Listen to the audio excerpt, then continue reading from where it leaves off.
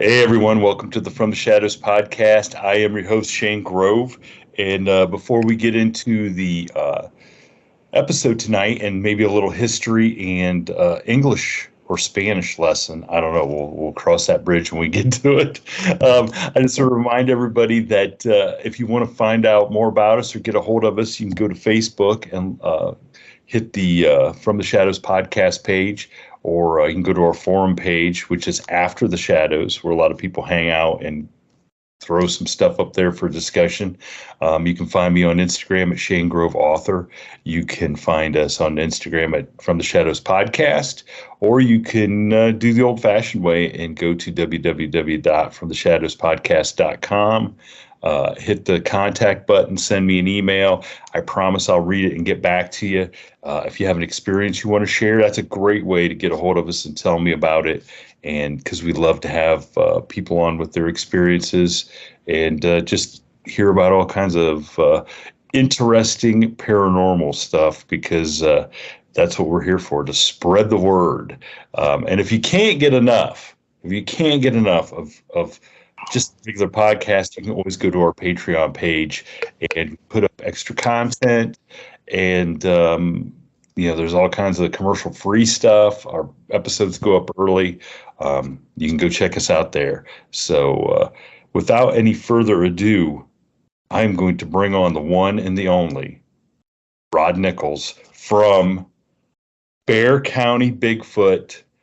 Don't call me Bexar County. And we'll explain. So Rod is from Bexar County in Texas, but it's spelled Bexar. So if you're going to go look him up on Instagram or anything, you better look it up as Bexar, but it's Bexar County. Yep.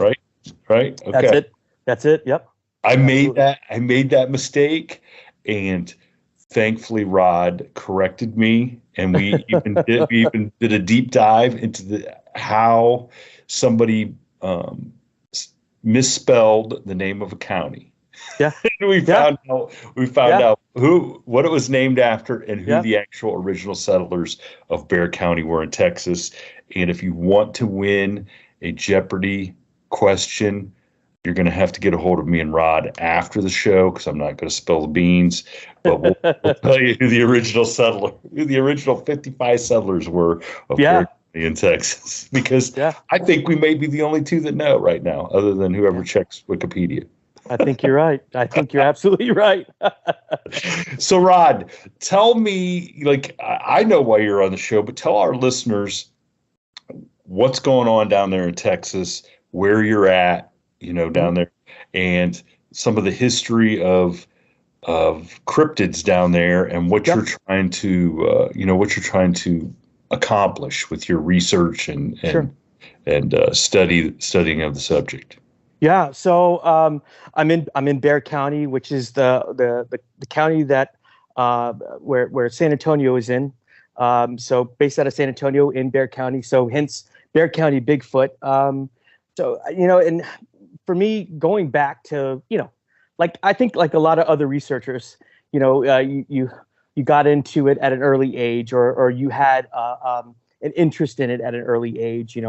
I think we when we talked on the phone, I was the kid at the book fair, going for the Bigfoot and the Loch Ness Monster books, and watching it, Leonard Nimoy's In Search Of and things like that. So I always had an interest in the subject and cryptids. I always felt that there was something more out there. I didn't believe for a minute that we had gone through every nook and cranny of this continent, and we know everything that's in our forests, in our wilderness parks.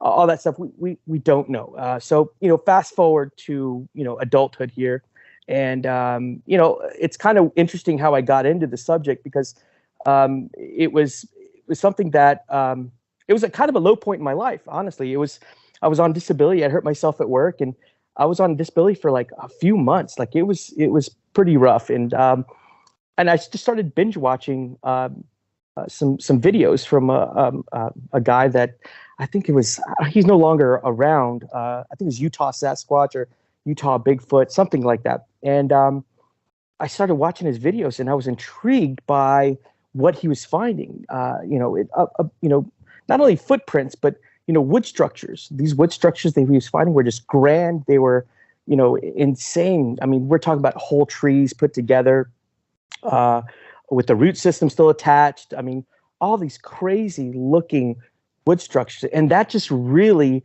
resonated with me. And then I ended up watching all of his videos that night. I mean, just binge watch till like the wee hours of the morning.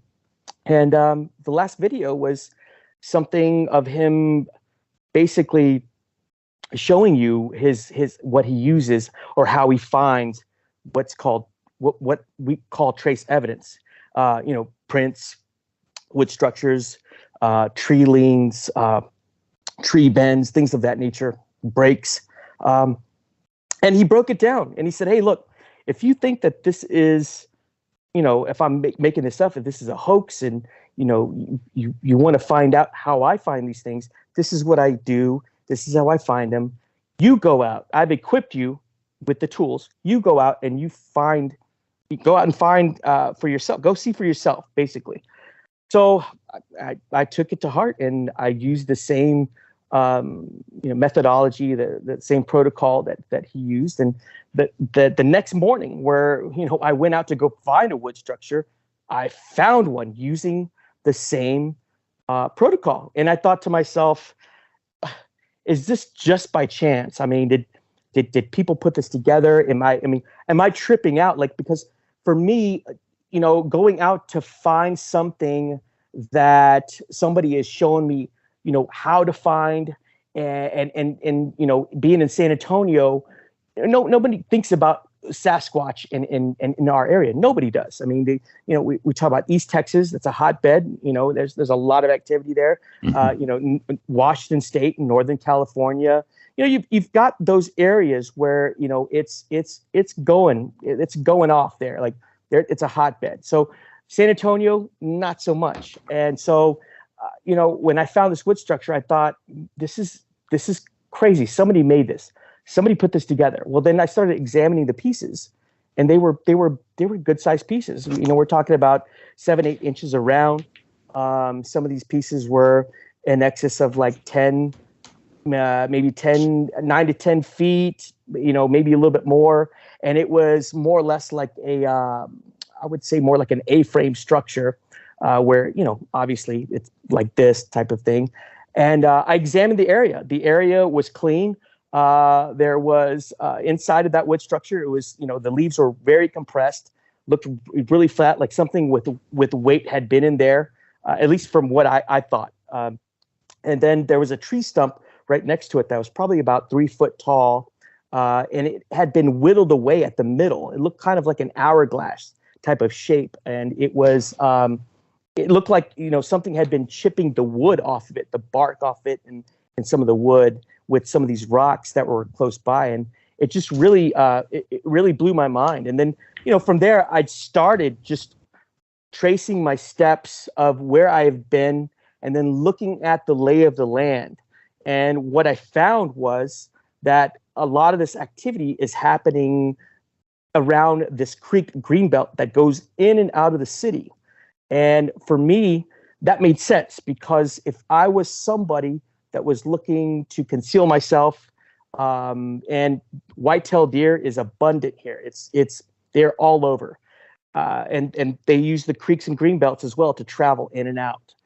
These white-tailed deer. So, it was the perfect storm for finding some trace evidence, traces of alleged activity. And from there, I just started getting into it more and more. Started documenting wood structures. And then, I had somebody that came alongside me that contacted me, because I was posting a lot of this stuff on a page that's on Bigfoot. That's a Bigfoot page on Facebook. Sorry.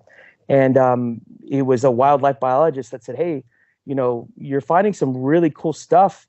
Would you mind showing me like what you're, where you're finding this stuff? I'm really interested. I'm a believer as well. So took him out and showed him everything that I had found, and it blew his mind. He had no answer for me as to, what was doing this, because I questioned him a lot. I thought, well, homeless people, would this be homeless people? And he's like, I can't say because these pieces are huge. Some of these pieces have the root system still attached to them. So that tells me something pulled this tree out of the ground and pulled these other pieces, together, and they made these structures for some reason. But, there was no, signs of human activity, beer cans, cigarette butts, fires, nothing like that.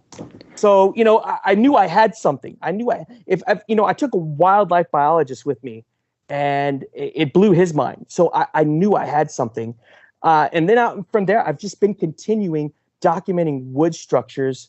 And that's kind of been my main thing. That's been one of the things that I can really, I guess, and this is from encounters that I've heard and sightings from other people and in different states where they've said, I found these really weird looking wood structures on my property, or, in this national park. And, after that, I had this sighting, I had this encounter with this creature.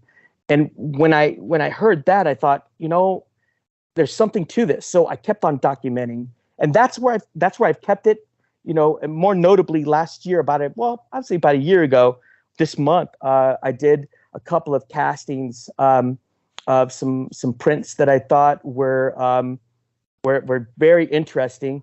I ended up casting those. So, when I started doing the casting end of things, I thought to myself, there's more to this, and I'm seeing prints, and I'm able to cast some of them, and then I've got these wood structures. And then I started looking at the area of where I'm researching, and understanding that, there are underground caves and caverns at one point of this creek greenbelt, where I think you could, if you knew where to look, or if, maybe it's a hidden, area where, these things can get into and get underground. I thought that makes sense to me. If they're residing during the day underground, which, by the way, San Antonio sits on like over 700 caves and caverns. And then more notably, we've got something called the Edwards Underground Aquifer, where we get our water. But that underground cavern stretches from San Antonio to Austin. We're talking about, I want to say like 80 miles? That's huge. It's giant. That's right. Yeah. So if we're talking about a cave system that goes in and out of San Antonio, it's giant. San Antonio basically sits on underground caverns. I don't believe for a minute that we know everything about those underground caverns and cave systems. So that led me to believe that possibly these things would reside underground during the day, at night, come out, take these creek greenways, these creek greenbelts, in and out of the city, get their kill, whitetail. There's a water source about a mile away from me where this area is at. So you got your water source and you got your food source. So it made sense to me. So then now I started researching creek greenbelts in and around the area and the county. And then lo and behold, you've got these wilderness parks that are connected to them, where we've got wood structures. We've got some prints. We've got some things that are head scratchers, that are like, wow, this is interesting. What made this? Who made this? So, and that's been the bulk of my research. But really and truly trying to understand the why and the how, which I may never get to that point. I can only speculate. And that's the conclusion I came to, was that these creatures possibly are using these creek greenbelts to go in and out of the city with the water source close by, and then residing in these cave systems where they can be well concealed and well protected. And there we go. Well, so what makes, now there's got to be stories, there's got to be eyewitness accounts that are driving you to this, because if there weren't, you wouldn't just walk out into the woods and say, oh, there's a tree structure. It might be a bit, because, and that was what I wanted to ask first, was sure. What made you pick the area that you picked, or was that just the area that was closest to you and you thought you'd go out and give it a try? Yeah. And number two, I don't know how woodsy or outdoorsy of a person you were before. Were these things that you were now seeing because you had been educated by this other person? Were they something that the whole time you've been seeing and never thought anything about? You know, Yeah, you yeah, just, it's kind of like when you buy a car, and then yeah, every time everybody that passes you seems to have the, then you see yeah, that car. yeah. That's Yeah. true. That's very true. Yeah. So, so to answer that question, I was kind of an outdoorsy guy. I loved camping. I loved. Now, the other thing is, I'd never seen anything like this. I'd never seen wood structures. Chances are I'd passed by them and really never really paid attention. Uh, Hmm. so I can't say that I had seen these things and sat there and said, I wonder what this is. I've never seen this until, somebody brought it to my attention, which Hmm. was, this one researcher. So that was something that I had never really I could never say like I've seen these things and in passing and just never gave it a second thought. So that was one thing. I think what really got me more interested on top of that was there's a famous encounter. It's a 911 phone call of a homeless couple that is more west of me.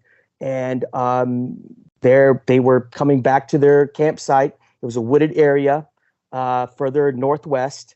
And they came across this creature that had a fresh kill. It was a whitetail. And it was eating that whitetail. They came traipsing through and saw this thing. This thing saw them, stood up, grabbed the deer, threw it over its shoulder, screamed at them, and ran off.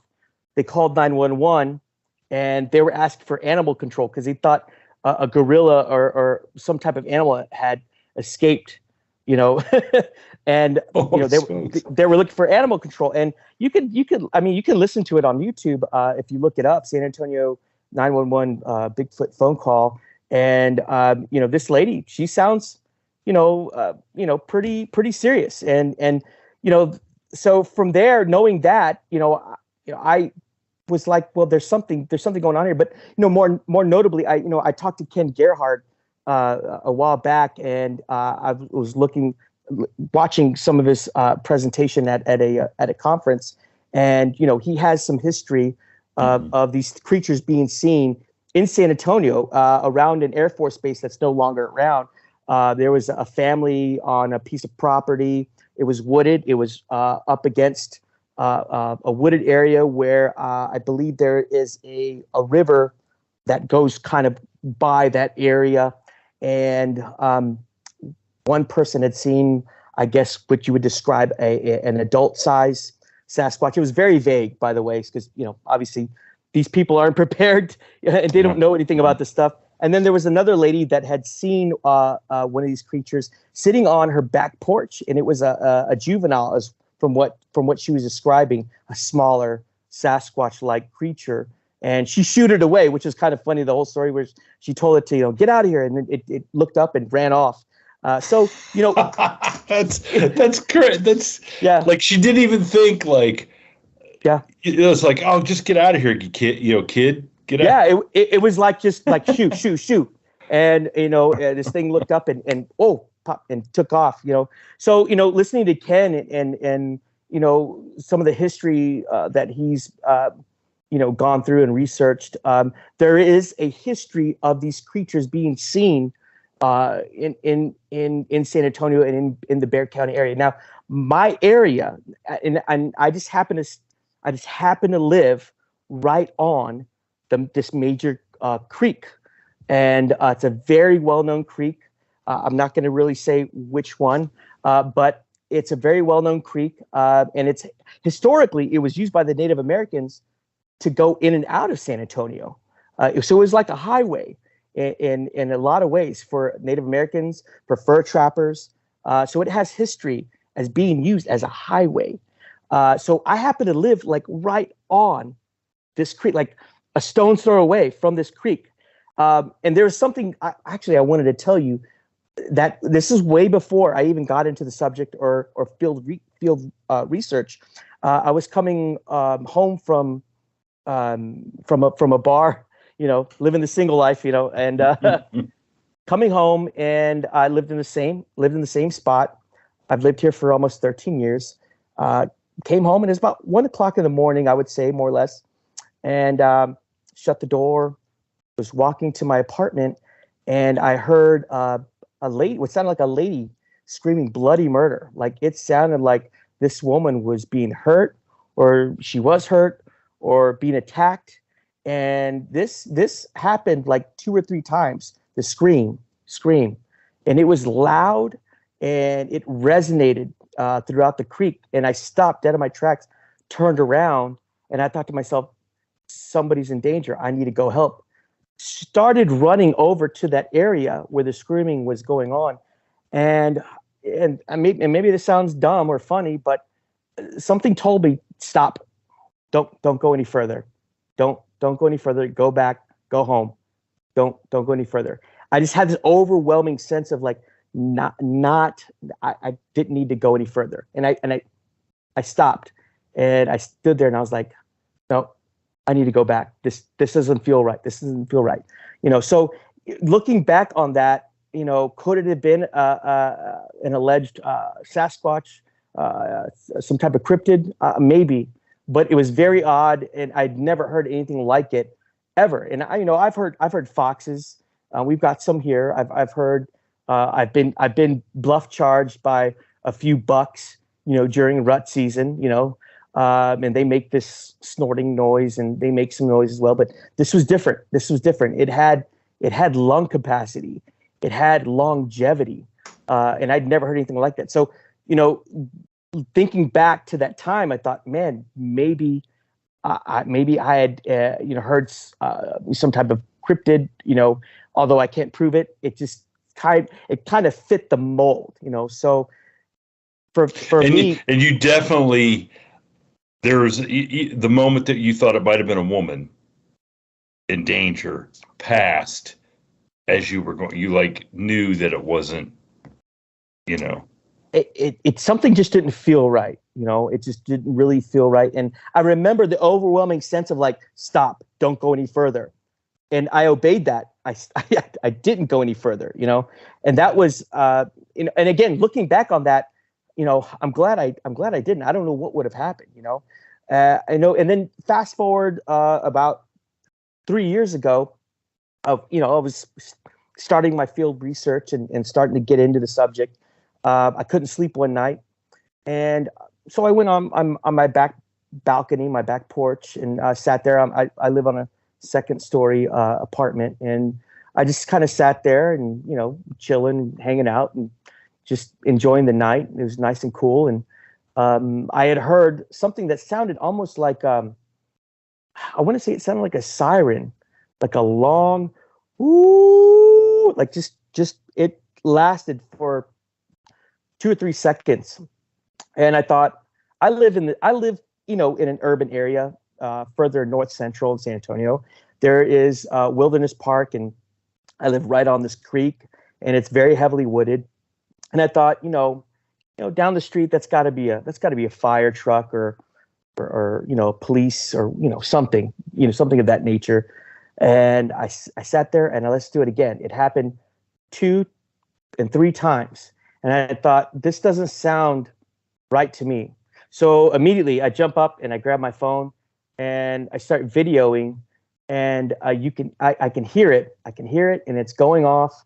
And then I get close to the creek where the property ends and the creek starts, and something threw a rock from the creek towards me, but it ended up hitting a lamppost that was close by in front of me. So I just heard ding real loud. I thought, what the heck is that? And I thought, is a homeless person throwing stuff at me? What's going on? And I had heard, again, this loud, just like, woo, like just really elongated, just real loud, and lasted for a couple of seconds. And at that point, I thought it would be good just to turn back and go back home. And, that was something that stuck with me. And I thought, well, was it a person? Was it a fire truck? And who threw that rock at me? I don't know. So again, understanding some of the behavior of these creatures through listening to encounters and sightings. Rock throwing is one of them. The whoops that are, you've got the Ohio, Yeah, the Ohio, right? the The Ohio Ohio. call. Yeah. Yeah. And that's very long. It's a long howl, and something that I had heard was close to that. And so that was like, whoa, okay. So then, kind of early in that time of me getting started in my research, it made sense to me that this creek, there's something to this creek where it's got to be their highway. It's got to be their passage. And maybe that's why I'm finding these wood structures. Maybe that's why I heard what sounded like a woman screaming, or maybe that's why I heard those, long, whatever those vocals were. And, I continued to just kind of stick to those creek greenbelts for my research. And what these creek greenbelts do is that they connect a lot of these the wilderness parks that are alongside of them, where you've got a lot of deer, you've got a lot of thick wooded area. And here's the thing, there's no hunting in these parks, none. So, So there's no danger of you being this creature and running into somebody with a gun. Right. That's hunting. That's hunting. There might be somebody out there with a gun to do something else, but maybe. I hope I don't run into him. So I don't. But I want to ask. So that howl. Okay. So I've heard the Ohio howl. I've heard other recordings like it. Okay, and I've talked to other eyewitnesses or ear witnesses who've heard howls. And like when I hear the Ohio howl, you could tell that is a ways off, or at least it seems like it's a ways off. Did the howl that you heard seem like it was a ways off, or did it seem a little bit closer than, across the creek in the woods or something? Because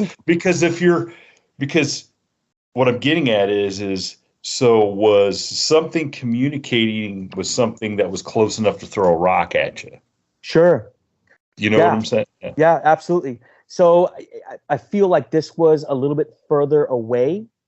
And it could be possible that this was maybe communicating to another subject that happened to be close by, that ended up maybe throwing that rock at me. I want to say this was probably, it was further south. I mean, if I had to guess, maybe 250 yards, maybe 300 yards. I mean, not far enough for me because I can't see that far, obviously, and it's at night. So, I mean, I want to say it was somewhere in that area of the yardage that I just described. So, yeah, if further south, I think, and further away to something else, maybe. So obviously, if it wasn't a person throwing a rock at you and it was one of these creatures, then the idea might be that they're communicating, and something saying like, "Hey, just go back in the house." Right. Like, and I obliged. I'm out. I'm not going to challenge you. Because let's face it, it's the fear of the unknown. Like, I mean, it's dark. You're out there, and while I would like to believe that in a night investigation, I would be like, yeah, let's go and let's do this. But you know what? What if I do run into one of these things? Right? I mean, it's a totally different thing. From what I've heard, from people, talking about their encounters, the eyewitness, it's like, hey, everybody's got a plan until one of these things shows up. And it's the old Mike Tyson. Everybody's got a plan until they get hit in the mouth. Exactly. Well, okay. So we talk about tree structures, and I've been out in the woods somewhat as a kid and stuff, and you see trees that get blown over and stuff, but nothing really looks like it's put together with a purpose. Okay. Sure. But when you start talking about a tree with a root system still attached to it. Yep. That is impressive, because not only, maybe a tree gets uprooted, all right, from a storm or something like that. It happens all the time. Yep. But for you to move that tree with that root on it, even no matter what the size of the tree is, because, you're talking something that's 10, 20, 30 foot probably for a tree. That's an impossible task for a regular person to do. Absolutely. I guess I shouldn't say it's impossible. It's unlikely. And it's unlikely that if you had a choice, okay, in the woods as a man or a woman or some kids, and you wanted to make a tree structure, you're just going to find dead trees and make them. Well, you're not going to go and take something that's almost impossible to move to use to make a structure. So when I hear stuff like that and hear people and they show me pictures, that's when I start really putting credence into, okay, what are these structures? Because I think that, if you're in a high traveled area or a place where people camp, there's probably a 50-50 chance somebody's out there and has made a teepee, has made a sort of a structure to provide some protection or something like that. Sure. But yeah, when you're talking about like people putting something together with a big root ball on it, that's a whole different. That's totally different.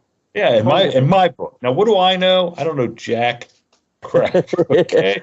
But you and me both. I'm just along for the ride.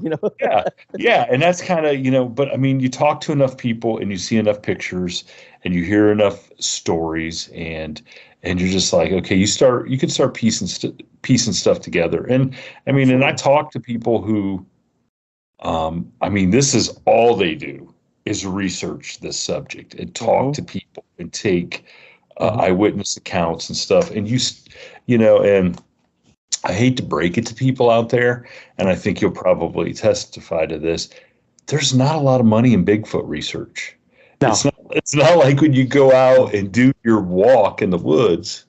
Yeah. Okay. You get to come back and say, well, here's the time card. I'm going to punch it in. I'm going to get paid for this. Right.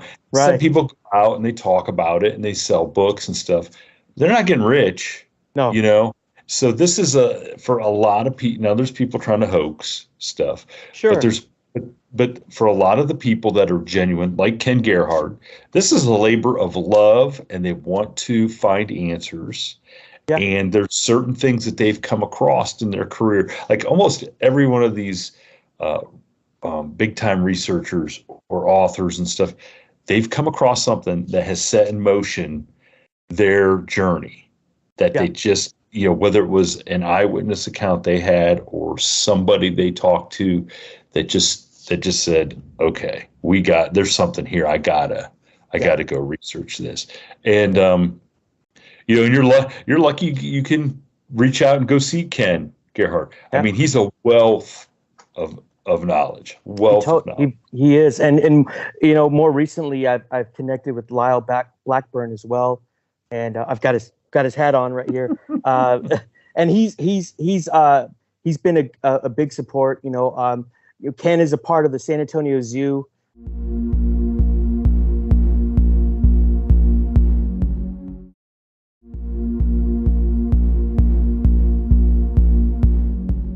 He does his presentation at the San Antonio Zoo, about the history of cryptids, things like that. And it's a really good, really neat presentation. So I got to talk to him a little bit about my research and things of that nature and what's going on. And he was real supportive about what I do. And I couldn't tell you that, that means the world to me. It means everything to me. When somebody like that says, hey, Rod, I see what you're doing and keep going. And so for me, like that was the ultimate, and then meeting Lyle Blackburn as well and talking to him and, he's been a big support as well. So, when those guys kind of give you that, like, hey man, keep going, The old stamp of approval. Yeah, I mean, I feel like, okay, I've got something, because I feel like those guys, if that was something that they thought, hey man, like, they would probably tell me, hey, you know what, maybe it's, I don't know, maybe they tell me something different. I don't know, but being that they've been so positive about what I do,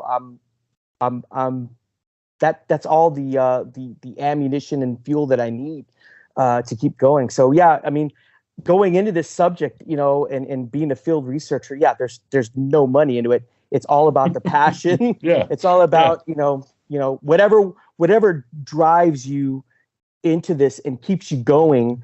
It's not about money. And I think that's kind of actually a cool thing, because, if it was, we'd have people just like capitalizing on this stuff, and and through the years there have been people that have tried to capitalize True. on it, and they set stuff back, quite a bit, and it's come to the point where I don't believe any photographic or video evidence is ever going to prove anything to everybody. You know what I'm saying? Yeah. Because I just think people are so jaded, and they're so guarded with what they are going to believe is genuine. And in fact, I had a former guest. He sent me some AI stuff that he did, and it's like, oh boy, when that stuff starts, showing up, Yeah. I go, Yeah. we're going to be in big trouble of Absolutely. really trying to get to the point where people really believe stuff and take it. So now so how we kind of got into contact is you, while investigating Bigfoot, have sort of had, for lack of a better term, the veil peeled back a little bit, and there might be something else running around in Texas, Yes. in your area, that I don't think you were probably focused on, and that kind of maybe got brought to your attention. So do you want to kind of tell our listeners, like, what else is going down? Yeah. So, I got in contact, just, on Instagram and social media, of course, with a podcast called Hey Strangeness, and that is run by Aaron Dees. Now, I connected with him because I had some UFO stuff that I had posted, and they went through it and analyzed it and talked to me about it, and he just became a good friend, and we just kind of stayed in touch, and then he was bringing me up to speed with what he was doing, and this had everything to do with the Dogman phenomenon, the Dogman cryptid. He let me know, hey man, I'm working on this book, and it's about the Dogman in Texas. And I thought, wow, okay, I've heard about this cryptid before, listening to numerous podcasts and things like that. So I never gave it a second thought. Again, it's kind of just one of those things where it's like, well, surely it wouldn't be here in San Antonio. You know what I mean? Just like people thought the same thing about Bigfoot, So I was out with my youngest daughter and my wife, and we were at a park that's a part of one of the areas that I've researched and I've been documenting. And this time I try to turn it off. Like, okay, we're here for fun. We're here to hang out with family. I'm not turning on the Bigfoot switch and start getting out there. You can't. I'm just going to tell you, you can't do that. You can't. You can't do that. Can't do that. So I can't go into any old building or old restaurant or anything without asking somebody, so what's the ghost story situation here? What's the history? And my wife's always like, would you stop? And then because then she knows she has to stand there for 10 minutes while people start telling me ghost stories. And but it's like, you love it, because it just, all it does is adds to the layers of, there's stuff going on everywhere. Yeah. If you just keep your eyes open and your ears open, there's stuff going on everywhere. Yeah, there is. So with this particular time, this situation here, my youngest, we were in this field, and it was beautiful, and we were just kind of just walking around, enjoying the beautiful springtime air, and she found a series of prints, and she's like, "Hey, look, there's some prints right here. Look at them." And we started looking at them. I thought, it's people just walking around, and I started looking at the linear fashion. It wasn't a normal human gait from what I know. It was in line, and these tracks were probably about 14, 15 inches long, and I started seeing a little bit of these indentions, and I started just following them, and I was like, well, let's check it out. Let's see let's see where these things lead. And it really led us into a lower area, a holler, and lo and behold, once we got into that area, there was like 6 or 7 wood structures that were just, some of them were enormous, some of them were a little bit smaller. I mean, we're talking huge pieces with whole trees with the root ball system still attached. I was blown away. I was like, what? I've never seen this part of this area I thought I'd researched all of it. I didn't know anything about this. So we were marveling at all of these wood structures, and I mean, I was just blown away by it. We were just like, wow, tripping out on this stuff. And then it started getting a little dark. It was heading towards evening, and my youngest was like, "Hey, let's go. She was adamant about leaving. I want to go. I don't feel right. I don't feel good. I feel like something is watching me. We need to go. And I'm like, wait, hold on. Like, all right, me being the dad, like, calm down. You're going to be okay. It's okay. You're just, it's fine. But she was adamant. We need to leave. I'm telling you, there's something watching. There's something watching us. I feel like I'm like, all right, fine. So before we took off up the trail back up into where that field was, where we were kind of hanging out and walking around, I happened to look down, and there was a print that I had never seen. That looked like a canine print, a huge canine print, and I thought, maybe it was a big Great Pyrenees walking around, or I don't know, but this thing was different. It looked like it maybe had some claws to it. And it was about 3 digits, I believe, and it looked like a dog print. It looked really like, to me, it looked like a canine print. And so, leaving as hastily as we did, I stopped for just like a minute just to take a picture, and I quickly put my boot right next to it for scale and for size, and I took pictures of it, and we took off. Well, I ended up looking at that picture, and I thought, this is really odd. I didn't have time to really go look any further to see if there was any more. But at that time, I just knew what I had to do was just take that picture. I sent it to Aaron, and he was like, "Dude, this is crazy." And I'm like, what do we got? What do you think? He's like, "Well, this is kind of in line with some of the alleged Dogman prints that had been found by people that had encounters, sightings of this creature." So he took interest in it and asked me if he can have permission to use that photo and everything else that I had been researching as well, and ended up putting me in the book as well with that photo that is in the book with my size 10 boot right next to it, and then it actually ended up in the documentary as well, that picture of that print. So, and we're talking about the Dogman Triangle, the Dogman Triangle. It's a Texas, because we had Aaron on, and which was a great interview. Anytime we're talking about Dogman, because it's very interesting to me, and the judge isn't here with me tonight, but yeah, because of his experience, it's such a, I don't know, it's a subject that really is weird, for lack of a better term. It's just weird to try to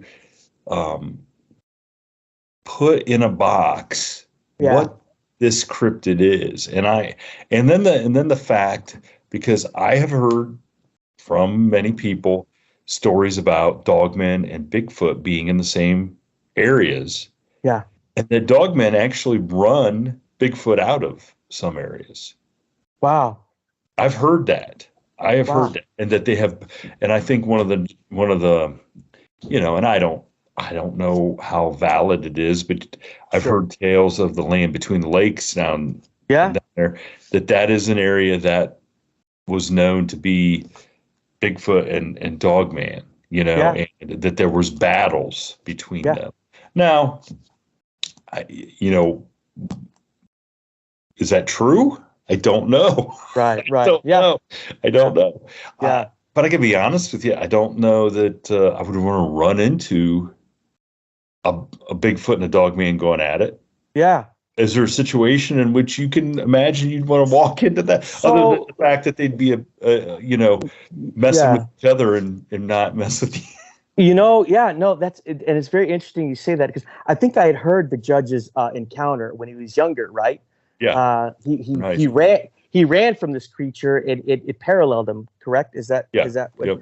And he jumped in his buddy's pool. Our buddy's just pool.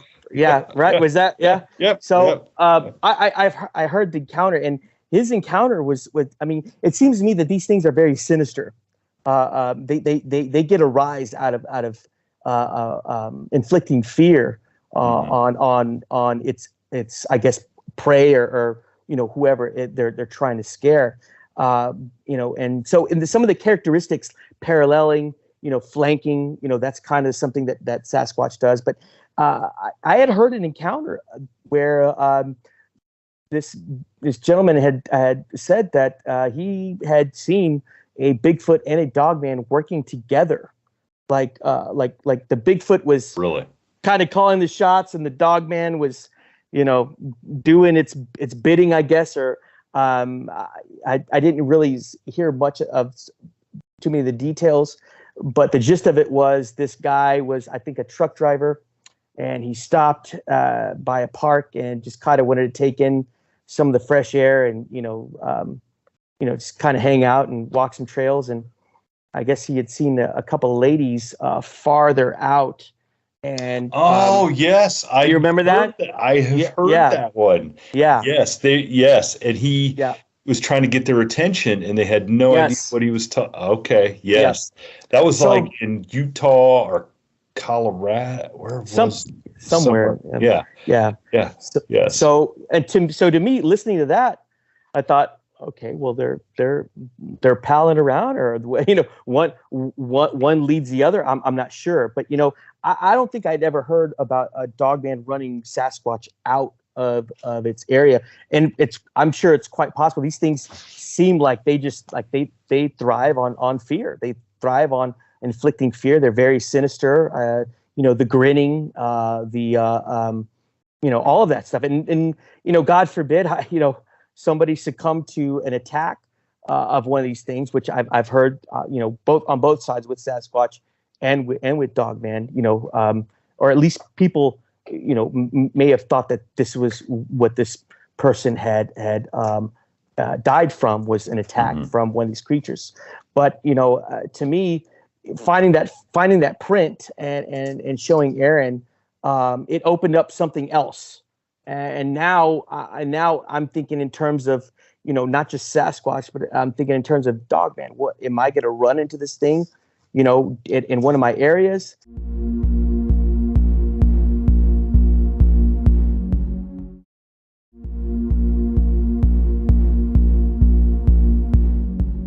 Now there's a little bit more alertness, and just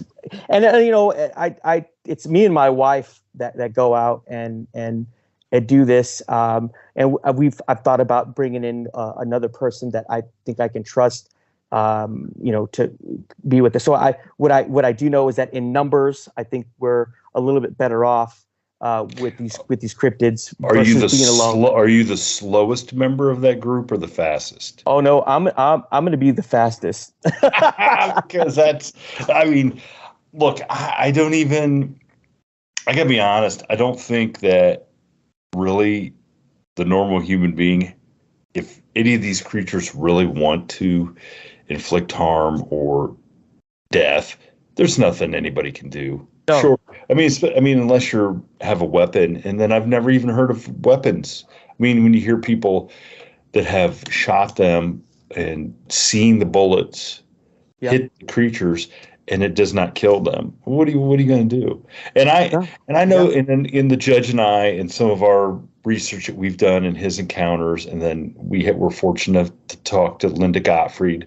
Wow. On the pod, we had her on the podcast, and we actually talked to her a little bit through emails and messages, and asked, she was very gracious with that. I mean, we almost think that like the Judge's encounter was more spiritual because we found out after talking to Linda Gottfried that the area where he was running, unbeknownst to us who grew up there and lived there our whole lives, there was 2 Indian burial mounds.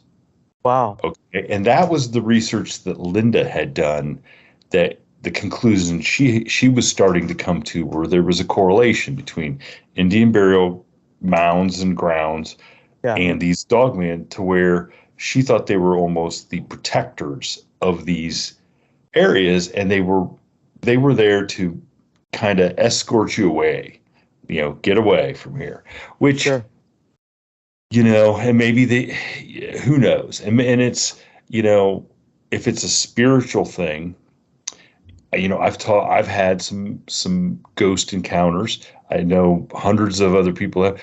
People experience paranormal ghost stuff in different ways. Okay, from hearing something to hearing hearing something physically happening, to seeing something physically happen, to see a manifestation. There's no like standard, right? Right.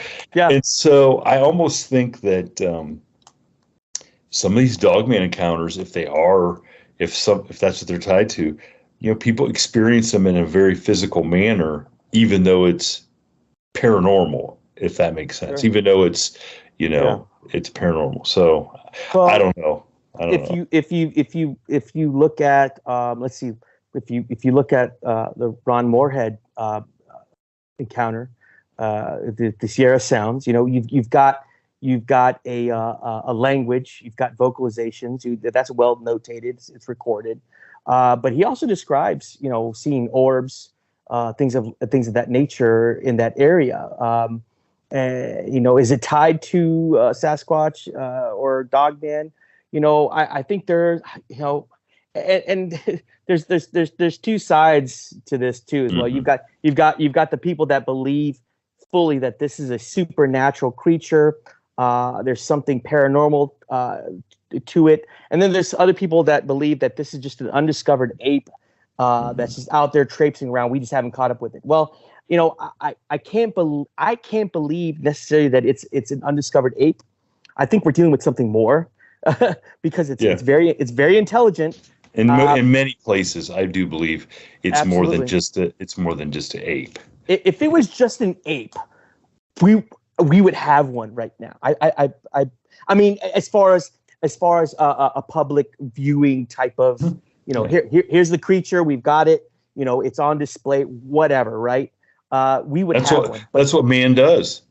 We go and capture stuff and put it on display. We capture things and we destroy it, basically. Yeah. So, listening to several encounters, I mean, so many encounters and eyewitness reports from just different podcasts alone. I mean, there is something more to this thing. And I also think that there are other I'm going to say, dare I say, subspecies. Some people have described it as looking like a chimp. Some people have described it like looking like a baboon. Some people have described it like looking more human or more gorilla-like. So, and I think this varies from region to region as well. So I think there's a lot more to this creature than what we know. But also too, I think, to say that there's a paranormal or a some type of element like that, supernatural element, I don't think that's far-fetched, because there's a lot of encounters where they said, I saw this creature, it was terrifying, and then afterwards I saw this orb come through, or these lights, or something really odd right after or before the encounter. So, and then there's other things, of course, as well, that people have said, this thing just disappeared right in front of me. It was there, I saw it, and then it dissipated. Like, where did it go? Well, it's interdimensional, it's this and that. So, I think there's a lot more than what we think there is to it. And also, I think this is a little bit off the subject of the paranormal end of things. I don't believe that you necessarily have to go out into a remote part of nowhere to discover any evidence of this creature. I think these things are very opportunistic.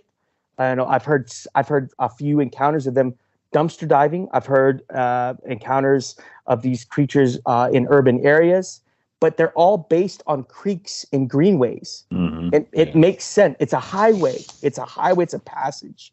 So, I get a lot of pushback from people, in my group or, in anywhere on social media. Of course, you're going to get that. But the thing is, like, there's no way it would come close to, urban areas or people. And I'm like, you don't know that. I don't know that. We're talking about something, if a bear will walk up into somebody's back porch and get in their hot tub, okay? Yeah. Can't tell me that something that's even more intelligent absolutely won't come up and, like you said, take an opportunity to get a free meal. I mean, absolutely. Look, guys go out hunting all the time and don't shoot a deer. So imagine how hard it is to catch a deer with your bare hands. Absolutely. Okay. Yeah. So absolutely. There might be a time where like somebody's like, God, I missed my opportunity. I'll see if somebody threw away some pizza or if there's some, yeah. And that might be the human nature part of them too. Absolutely. Is I'm going to take it easy tonight and to, and I wouldn't blame them at all, But I do think, like I said, nobody knows, but the people that want to draw a hard line, over Bigfoot or Dogman or anything paranormal, explains a lot why people can't agree on religion or politics or anything else. Yeah. Agree. I mean, it's the same thing, right? Almost, right? It's like you. How dare you? So.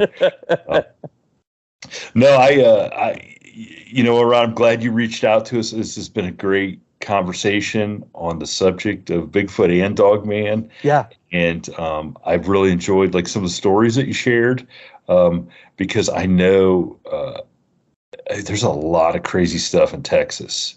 And I think as you start peeling back the layer, because I think Texas is a place, and I've never been there, but the people in Texas seem to be like they're the kind of people that are going to see stuff and they're just going to be like, nah, I'm not.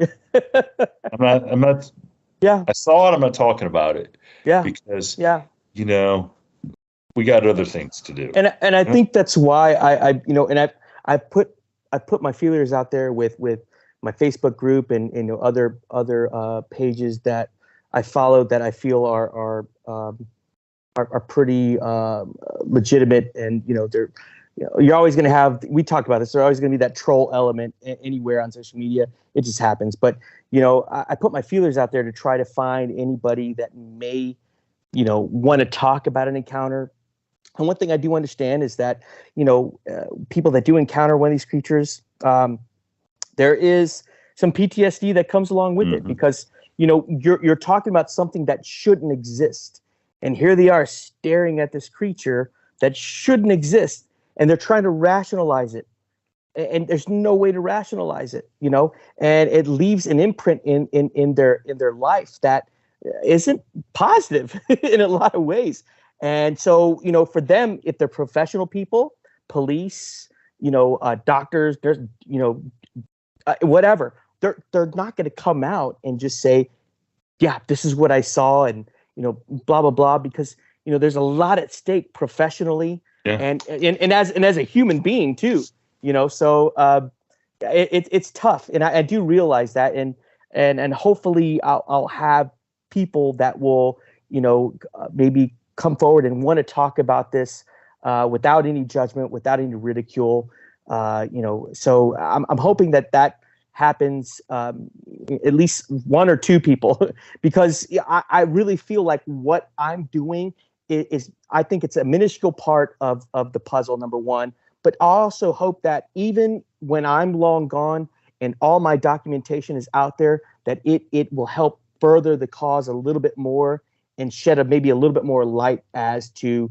the behavior and the characteristics of these creatures and why they do what they do, and that's just the way I look at it. I'm contributing to the bigger picture, hopefully, so, but yeah, I do realize that people are very well guarded about their encounters and don't want to talk about it. And rightfully so. I don't blame them one bit, Yeah. So, yeah. And we had that discussion. I mean, I just got talked to yesterday at the fair. I told you the fair's coming on. I'm at the county fair. Oh, yeah. Guy Yeah. supremely trust comes up to me and he says, "Hey, I got somebody who's got something that he should tell you, but he goes, it happened while he was on his job. And when he took back what happened with evidence to the people that he worked for, they said, no, stop talking about it if you want to keep your job." Yeah. And I'm like, what? And he goes, yeah. He goes, so you tell me why. And he goes, so I don't know if he will be able to come on and are willing to come on and talk to you. And I'm like, yeah, oh my gosh, but that's a big, huge piece of the puzzle of why why people are getting shut down from different aspects of the country. Right. Or other entities that are like, hey, look, you saw a bear. No, I didn't see a bear. No, you saw a bear. Okay, I saw a bear, So I keep, I'm like, I keep hoping, I talk to these people, at least I want to talk to this gentleman off the air, and just hear his experience so for me, I can fit it in the puzzle. Yeah, absolutely. And just kind of, have that knowledge. Then the next time I talk to somebody else who might be in that same situation, but yeah, it's a shame that people, don't feel like they can come forward. But we didn't even get to talk about the UFO sighting. But we will save the UFO sighting because I video up on your Instagram page. Yeah. That video that I saw the other night, that's on your Instagram page, right? Yeah. Yep. Okay. Yep. Okay. So we didn't even get to talk about it, but go. We'll put a link to Rod's, the Bexar County Bigfoot, even though it's spelled Bexar. Okay? It says Bexar County Bigfoot, but go check it out. He's got a crazy video of a UFO sighting that you and your wife and your daughter had, right? Mm-hmm. Right. Yep. So go check that out. Send him a message, ask him about it. I'm sure you'd love to talk to people about it. But like I said, we'll put a link up to your Instagram page so people can get right there, because that's a cool video, and that's another subject that I think we could talk hours about. Oh, absolutely. It's UFOs, but absolutely. But no, Rod, I appreciate what you're doing down there, and I hope that you stay safe. So far it sounds like you're listening to better judgment. And but I will, I'll be curious when you have that first actual visual sighting. Yeah. How you feel about that, and I expect you to come back here and tell us all about it. Oh, I'll definitely tell you. Absolutely. So, well, thanks again, Rod. I'm glad we got to talk. Thank you. It was an honor. Thank you so much for having me. Thank you for tuning in to this week's episode of the From the Shadows podcast. Until next time, never shy away from the darkness or what may be lurking in the shadows. We are out.